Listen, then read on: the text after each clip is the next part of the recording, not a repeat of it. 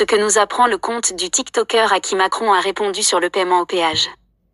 Dans ses vidéos TikTok publiées depuis mai 2023, le jeune homme à qui Macron a répondu sur les paiements au péage livre des détails sur son parcours. Que Allah me préserve de passer sur TPMP, souhaitait en mars 2024 le jeune TikToker, @S4INT, à qui Macron a répondu mercredi au sujet du paiement par téléphone sans contact au péage. Il réagissait alors à la reprise par M6 et France 2 d'un de ses TikTok, dans lequel il qualifiait la chorégraphie des Jeux de Paris 2024 de « honte du siècle ». C'était sa première apparition télévisée.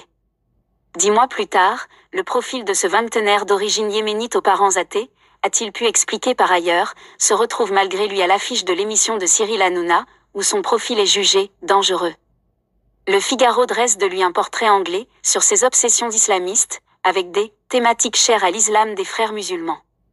Et Jordan Bardella dit aller de son tweet, estimant que Emmanuel Macron donne du crédit à l'un des dizaines d'influenceurs aux sympathies islamistes. Le plus logique était donc de remonter le fil de ces vidéos pour en savoir plus. Ils veulent me faire passer pour un mec limite j'ai rejoint Daesh.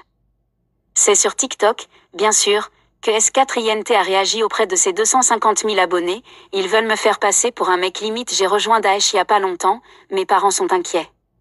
Wesh. Ils se disent qu'est-ce qu'il se passe, mon fils parle à Macron, Jordan Bardella le traite d'islamiste, il passe sur toutes les chaînes. Pour eux, il y a la BRI qui vient dans pas longtemps à 6h du matin.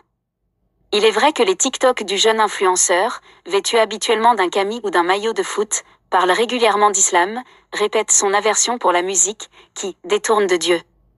Dans certaines de ses nombreuses vidéos, il regrette pêle-mêle l'interdiction de l'abaya à l'école, défend le port du voile pour les femmes musulmanes.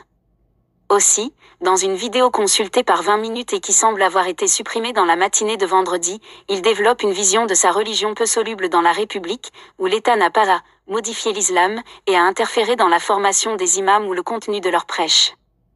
Un converti qui ne se cache pas.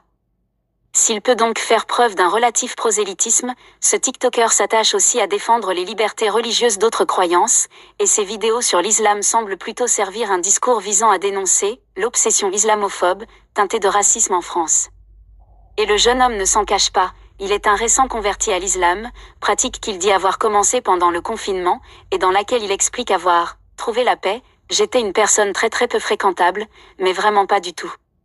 Je buvais, je fumais, j'étais même dans des choses pas très bien concernant l'argent, illicite, ce qui m'a valu de nombreux soucis avec mes parents, et même la justice.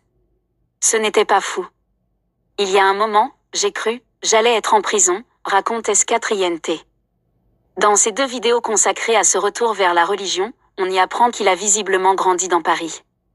Il aurait été scolarisé dans un collège privé catholique par ses parents athées, assez compréhensif au sujet de sa reconversion, quoique inquiet qu'il se fasse embrigader par des mauvaises personnes.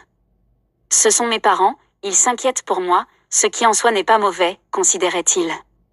S4INT a indiqué en décembre dernier vouloir s'installer en Égypte, pays des frères musulmans, pour des raisons économiques et afin d'apprendre l'arabe, langue dont sa maîtrise se limite à la lecture des sourates.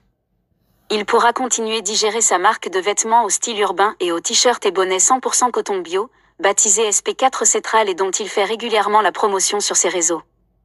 Mais ce vendredi, sa plateforme de vente était offline.